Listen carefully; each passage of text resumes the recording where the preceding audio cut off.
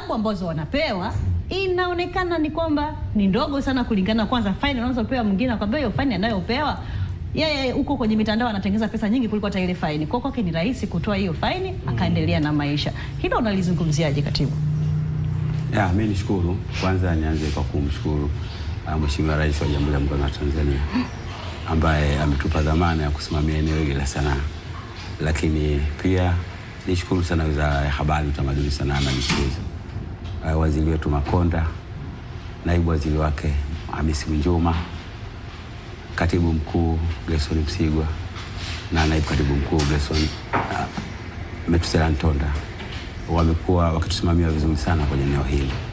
Na kama Baraza la Sanaa la Taifa, niseme tu kwamba Baraza la Sanaa la Taifa lilianzishwa mwaka 1984 kwa sheria ya Baraza la Sanaa sura namba 204 na ilifanywa marekebisho mwaka 2019. Na kiini cha marekebisho hayo ni kuongeza sehemu hii ya usimamizi wa maadili kwenye eneo la sanaa, na ni katika kifungu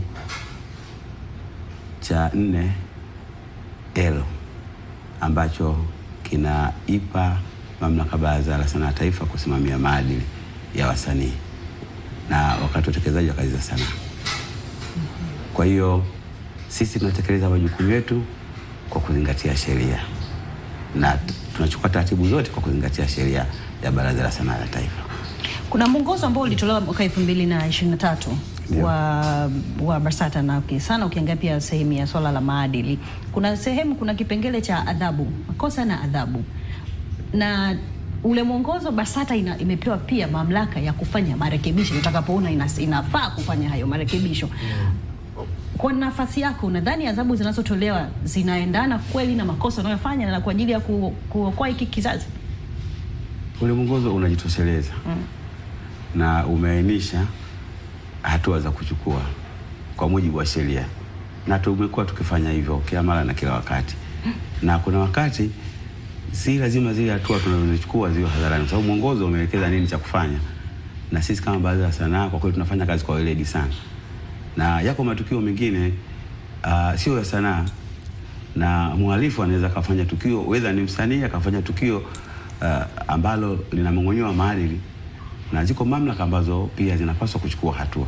Sisi tunachukua hatua kwenye maeneo yanayohusisha sanaa wakati msanii akifanya sanaa. Labda kwa hapo, kwa namna gani ambavyo BASATA mnaona kwamba baada ya kuweka hizi sheria na neno haya kwa ajili ya kuwabana, basi mkae na wasanii kuzungumza nao, kuwapa zile ABC, kuwapa elimu, kwa sababu sasa hivi tumeingia kwenye utandawazi na ukiangalia hizi sheria zimetoka kuanzia miaka hiyo umeitaja, na kila siku kunabadilika mambo mbalimbali na wasanii wanakuja kila siku na vitu mbalimbali. Mna mpango gani kuhakikisha basi hawa watu mnawatengea, kama ni kukutana nao, kuwapa elimu, kuwaelimisha, ili tusisubiri matatizo au kuanguka ndio tuanze kuzungumzia hapa? Nashukuru sana. Swala la maadili ni swala mtambuka na linaanzia kwenye ngazi ya familia. Ni jambo la msingi sana, lakini ndani ya familia, lakini kwenye jamii pia. Na sisi kama Baraza la Sanaa la Taifa tumehakikisha kwamba zile sheria zetu zinatusaidia katika kutekeleza na kusimamia maadili kwa wasanii, na ndilo jambo ambalo tumekuwa tukifanya kila mara na kila wakati, na tumekuwa tukitimiza wajibu huo kwa kuzingatia sheria na taratibu zinazoliongoza Baraza la Sanaa la Taifa. Nataka kuamini kwamba katika kusimamia maadili na pia ni kufuatilia, kama huyu mtu kwa mfano alifanya kosa akaitwa akapewa adhabu ama akaambiwa ombe msamaha, chochote ambacho BASATA ikiona inafaa kwa wakati huu kumrekebisha huyu mtu, kufuatilia kwamba harudii, kwa sababu kuna wakati unakuta huyu mtu kapewa adhabu, kama kaomba msamaha, katoa faini, lakini mtu huyo anarudia kufanya kosa lile na analifanya hadharani. Kirejea kwenye mazungumzo hapo awali, umesema kwamba kuna vingine vinafanyika, sio lazima vyote viende hadharani, lakini kama kafanya kosa hadharani, nadhani jamii pia ingetamani kuona hivyo ili wengine wajifunze wasirudie. Ufuatiliaji wa utekelezaji wa adhabu mnaopatia ukoje? kila mara tumekuwa tukitoa elimu. Tumekuwa tukitoa elimu kwa wasanii na tumekuwa tukitoa mafunzo maalum kwa ajili ya wasanii ili waweze kuendana na maadili kwenye kazi za sanaa, na ni jukumu la msingi sana kwa Baraza la Sanaa la Taifa, na lengo letu ni kuelimisha hawa wasanii kuachana na ukiukaji wa maadili kwenye kazi za sanaa. Na sisi kama Baraza la Sanaa la Taifa tumekuwa tukifanya hivyo na tumekuwa tukichukua hatua kwa wale wanaokiuka kwa mujibu wa sheria, jambo ambalo kimsingi, na tunataka kuwasogeza hawa wasanii karibu watekeleze majukumu yao kwa weledi. Sasa mitandao ya kijamii nayo inachangia sana katika kusambaza maadili yasiyofaa, na ziko mamlaka ambazo zinasimamia maeneo hayo mengine.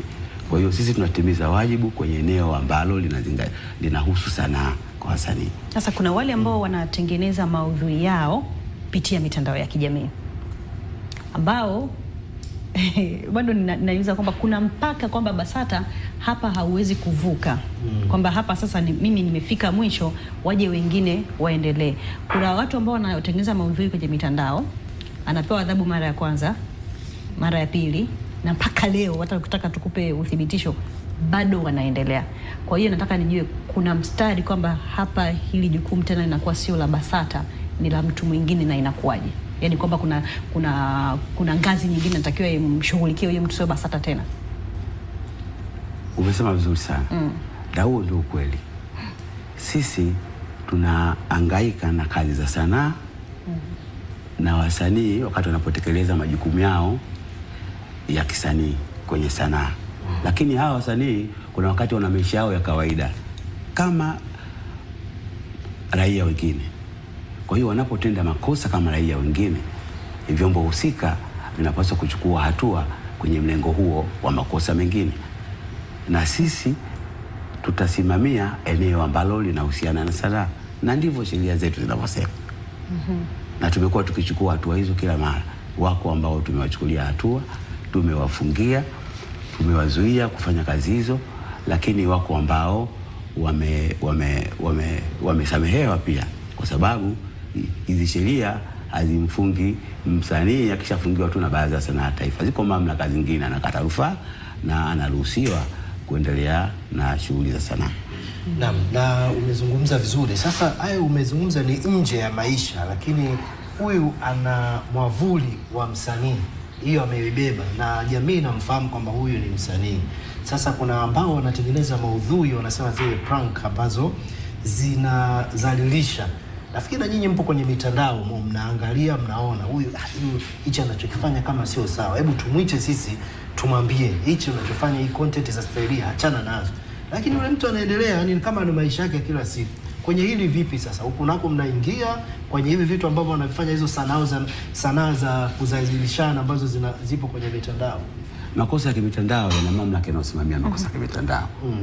Na sisi kama amefanya makosa ya kimitandao lakini hakuwa akifanya sanaa, mara nyingi tumekuwa tukiwasiliana na mamlaka husika kwamba huyu ni msanii lakini amefanya kosa hili la kimitandao kwenye muktadha mwingine. Kwa hiyo tunazishauri mamlaka husika kuchukua hatua. Wengine wanafanya ndani ya sanaa. Yaani kwenye sanaa mule ndo anafanya mzaa, labda kuna mtu mzima anapita na mwagia unga, yaani kuna vitu fulani hivi watu wacheke tu. Lakini ile ni kumdhalilisha mtu.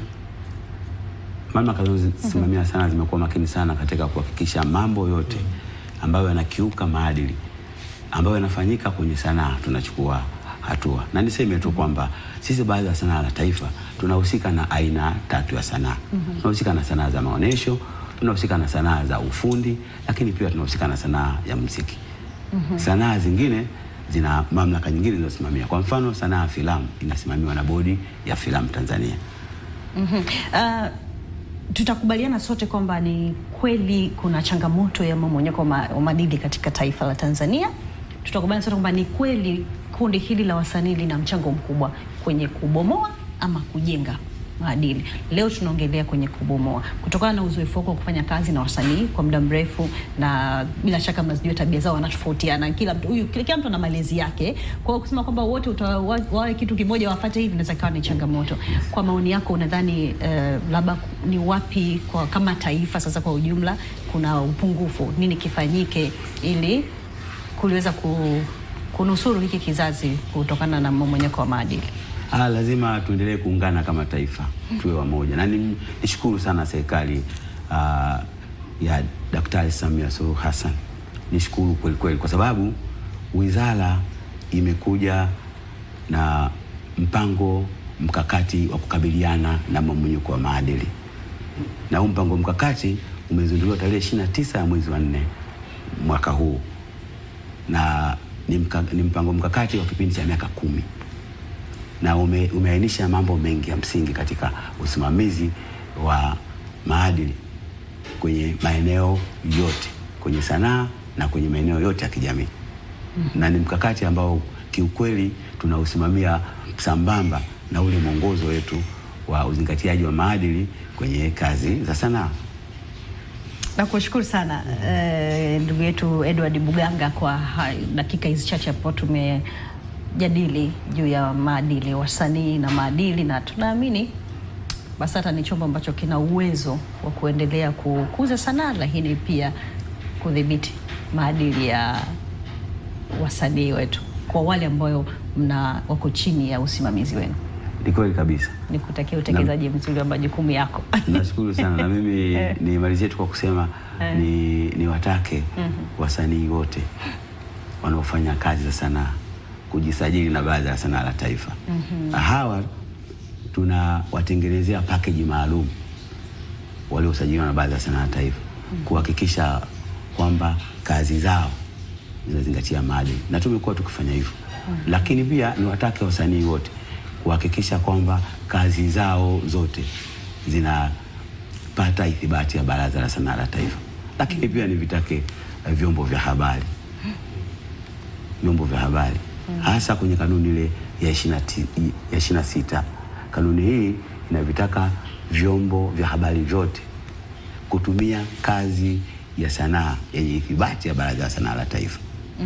Kwa sababu na vyombo vya habari vimekuwa vikitumia kazi za sanaa ambazo hazina ithibati ya Baraza la Sanaa la Taifa.